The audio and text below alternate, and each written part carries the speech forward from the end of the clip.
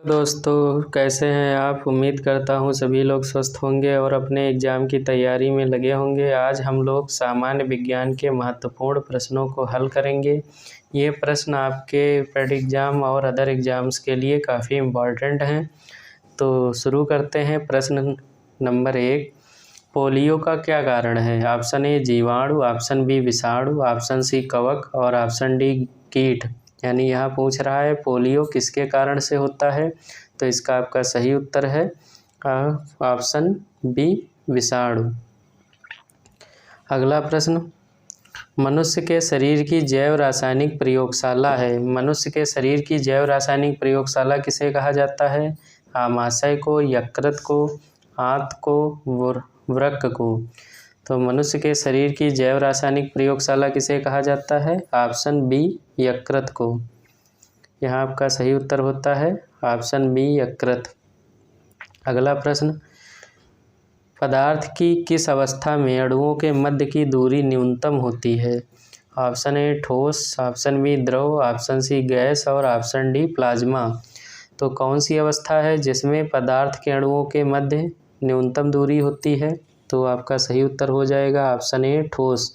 ठोस में क्या होता है, जो आपका मॉलिक्यूल्स या जो अणु हैं वो काफ़ी पास होते हैं, चिपके हुए होते हैं। इनके बीच अंतराणविक स्थान बहुत नगण्य होता है और इनके बीच जो अंतराणविक आकर्षण बल है वो काफ़ी स्ट्रांग यानी प्रबल होता है।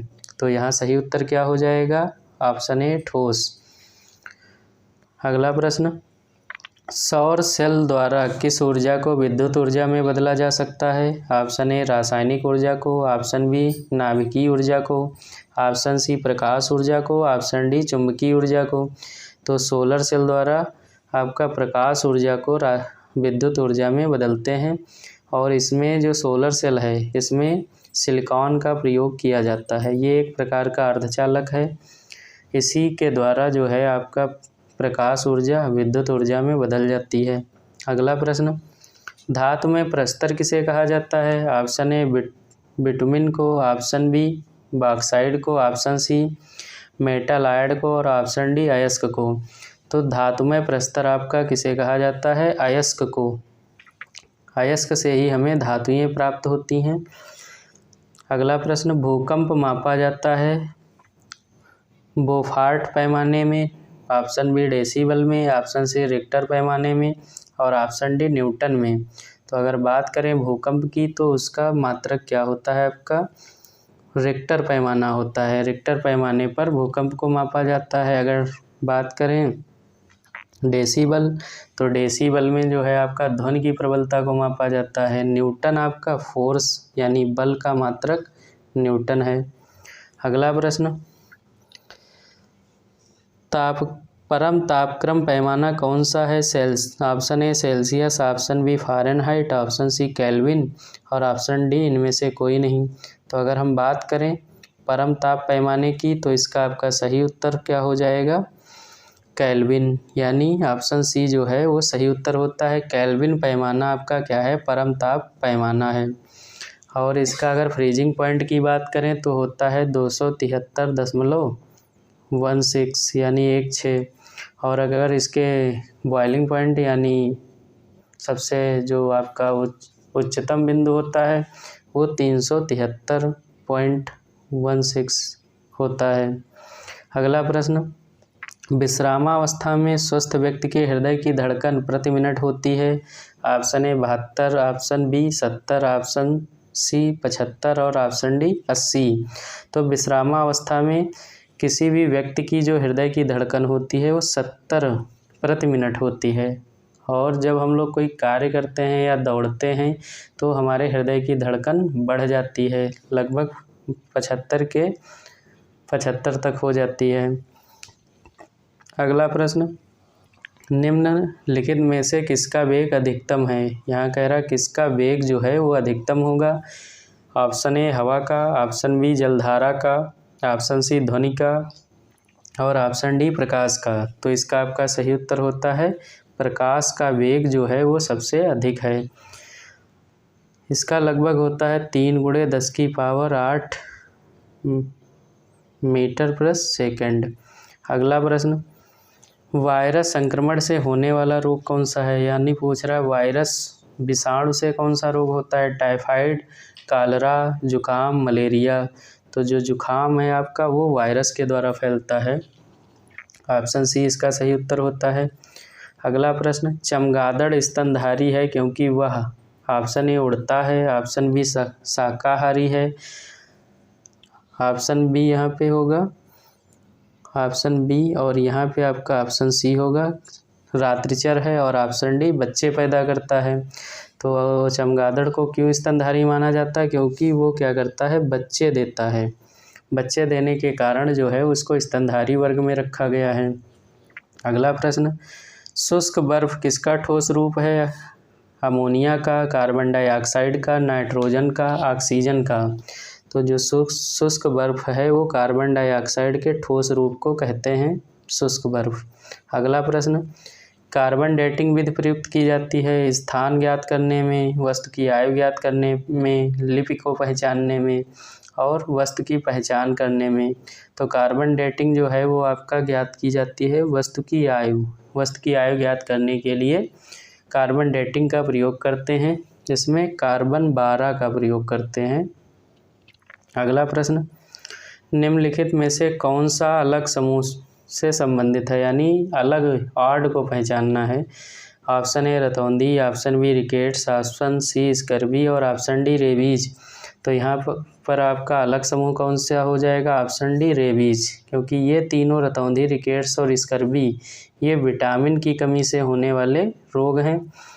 ए जो आपका रतौंधी है वो विटामिन ए से होता है, रिकेट्स आपका विटामिन बी की कमी से होता है, और जो स्कर्वी है वो विटामिन सी की कमी से होता है। यहाँ पूछा जा रहा था कौन सा भिन्न है, तो भिन्न आपका हो जाएगा रेबीज, ये आपका कुत्ते के काटने से होता है। इसको हाइड्रोफोबिया के नाम से भी जाना जाता है, इसमें पानी से डर लगने लगता है। अगला प्रश्न, एक कोशिकीय सूक्ष्मजीव है। Option A spirogyra, option B विषाणु, ऑप्शन सी पैरामीशियम और ऑप्शन डी हाइड्रा। तो एक कोशिकीय यानी यूनिसेलुलर की बात कर रहा है, तो आपका हो जाएगा ऑप्शन सी पैरामीशियम। अगला प्रश्न, प्लेग क्या है, विषाणु जनित बीमारी है, कवक जनित बीमारी है, जीवाणु जनित बीमारी है या खनिज जनित बीमारी है। तो इसका आपका सही उत्तर हो जाएगा ऑप्शन सी, ये एक प्रकार की जीवाणु जनित बीमारी है, ये चूहों के द्वारा फैलती है। अगला प्रश्न, अवतल दर्पण के अत्यंत निकट जब बिंब को रखते हैं तो प्रतिबिंब होता है, यानी पूछा जा रहा है कि कैसा प्रतिबिंब बनता है जब अवतल दर्पण के बहुत समीप वस्तु को रखा जाता है। ऑप्शन ए वास्तविक सीधा एवं छोटा, ऑप्शन बी आभासी सीधा एवं आवर्धित, ऑप्शन सी आभासी उल्टा एवं छोटा और ऑप्शन डी वास्तविक उल्टा एवं छोटा। तो इसका आपका सही उत्तर होता है ऑप्शन बी आभासी सीधा एवं आवर्धित। अगला प्रश्न, निम्नलिखित में से कौन सा कथन सही है। सभी धातुएं तन्य होती हैं, सभी अधातुएं तन्य होती हैं, सामान्यतया धातुएं तन्य होती हैं, कुछ अधातुएं तन्य होती हैं। तो इसमें आपका सही क्या हो जाएगा, ऑप्शन सी सामान्यतया धातुएं तन्य होती हैं। कुछ धातुएं हैं जो तन्य नहीं होती हैं, बहुत ही कोमल हैं, जैसे आपका हो जाता है सोडियम। सोडियम जो है वो आपका क्या है, चाकू से काटा जा सकता है, तो ये तन्य नहीं हो सकता। अगर चोट देंगे तो ये क्या होंगे, तार के रूप में इनको नहीं बना सकते हैं। और अधातुएं जो हैं वो तन्य होती नहीं हैं, धातुओं में तन्यता का गुण नहीं पाया जाता है। अगर सभी धातुएं तन्य कह देंगे तो उसमें सोडियम आपका अभी बताया अपवाद में है, ठीक है। तो यहाँ सबसे सही क्या है कि सामान्यतया धातुएं जो हैं वो तन्य होती हैं, कुछ को छोड़कर। तन्य का मतलब वो होता है जैसे उनको पीट कर तार के रूप में बनाया जा सके। अगला प्रश्न है टिंडल प्रभाव। ऑप्शन ए है कोलाइडल विलेन का प्रकाशिक गुण है, ऑप्शन बी है कमरे की वायु में धूल और धुएं के कणों द्वारा प्रकाश का प्रकीर्णन, ऑप्शन सी है प्रकाश की किरणों का घने जंगल से गुजरना और ऑप्शन डी है सभी। तो ये जितने भी घटनाएं हैं ये सभी टिंडल प्रभाव को दर्शाती हैं, यानी ऑप्शन डी इसका सही उत्तर होता है। अगर हम बात करें टिंडल प्रभाव की, तो टिंडल प्रभाव में क्या होता है कि जो प्रकाश का पथ है वो हमें दिखाई पड़ता है।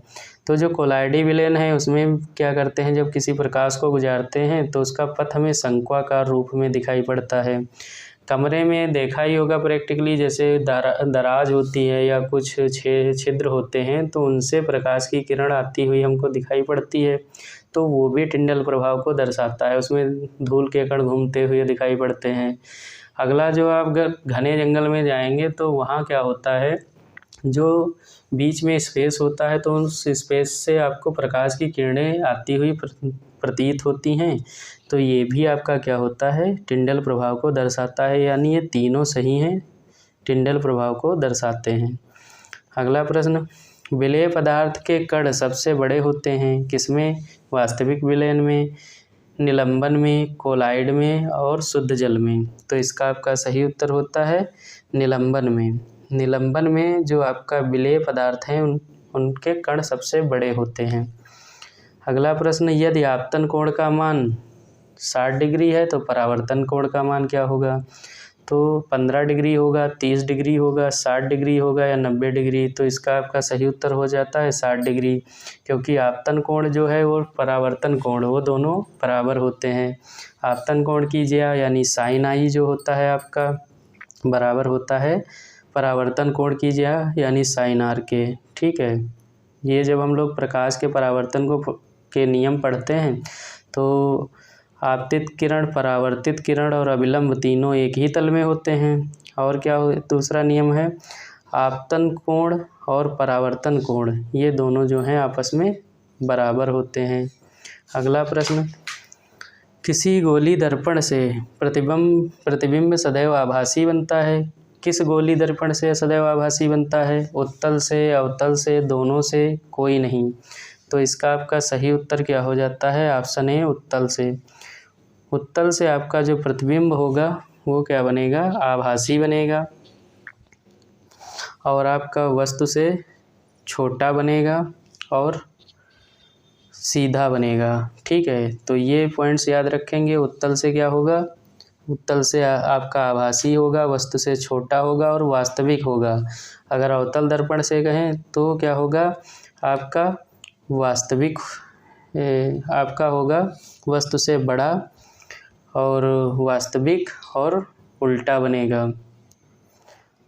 अगला प्रश्न, नैप्थलीन का निर्माण किया जाता है कोक से, कोलतार से, बिटुमेन से, पैराफिन, मोम से। तो इसका आपका सही उत्तर हो जाता है ऑप्शन बी, नैप्थलीन जो है वो आपका कोलतार से तैयार किया जाता है। जो नैप्थलीन की गोलियां आती हैं तो उनको जब हम गर्म करते हैं तो वो सीधे क्या होती हैं, गैसीय अवस्था में बदल जाती हैं। तो इससे यहाँ कौन सी घटना होती है, सब्लिमेशन या ऊर्ध्वपातन की घटना। तो कभी कभी ये भी प्रश्न पूछ लिया जाता है कि नैप्थलीन की जो गोलियां हैं वो कौन सी जो है घटना को प्रदर्शित करती हैं, या उनको गर्म करने पर वो द्रव अवस्था में ना बदल कर सीधे गैस अवस्था में बदल जाती हैं। इसलिए यहाँ पे कौन सी घटना होती है, तो आपका हो जाएगा सब्लिमेशन या ऊर्ध्वपातन। इसका एक दूसरा एग्जाम्पल है ऊर्ध्वपातन का, कपूर। अगला प्रश्न, कोयले का ऊष्मीय मान होता है 25 से 23 किलो जूल प्रति ग्राम, ऑप्शन बी 20 से 25 किलो जूल प्रति ग्राम, ऑप्शन सी 28 से 32 किलो जूल प्रति ग्राम और ऑप्शन डी 35 से 45 किलो जूल प्रति ग्राम। तो यानी कह रहा ऊष्मीय मान क्या कोयले का कितना होगा। तो ऊष्मीय मान की अगर बात करें तो इसका क्या होता है, किसी भी पदार्थ की 1 ग्राम मात्रा को जलाने पर जितने किलो जूल हमको ऊष्मा प्राप्त होती है उसे उस पदार्थ का ऊष्मीय मान कहते हैं। तो अगर हम कोयले की बात करें तो 1 ग्राम कोयला जलाने से कितना हमें ऊष्मीय मान प्राप्त होता है, तो 25 से लगभग 33 किलो जूल जो है वो हमें ऊष्मा मिलती है। यानी ऑप्शन ए सही होता है। आज का अंतिम प्रश्न, पीएच का पैमाना होता है 0 से 14, -1 से 15, 0 से 12 और इनमें से कोई नहीं। तो अगर हम पीएच स्केल की बात करें तो पीएच स्केल में क्या होता है, 0 से लेके 14 तक पैमाने होते हैं और बीच में 7 होता है, इधर 1 से 6 तक और इधर आपका 7 के आगे 8, 9, 10, 11, 12, 13 और ये 14। जितना आपका 0 और 7 के बीच में आएंगे ये सभी अम्लीय कहलाते हैं, अम्लीय। और जितना आपका 7 से 14 के बीच में आएंगे ये सारे आपके क्षारीय के अंतर्गत आते हैं। और 7 पे जो होता है ये आपका उदासीन रहता है। तो जल जो है उसका pH मान 7 होता है शुद्ध जल का, और वो उदासीन रहता है। तो यहाँ पर आपका सही उत्तर क्या होगा, pH मान होता है 0 से 14 के मध्य में।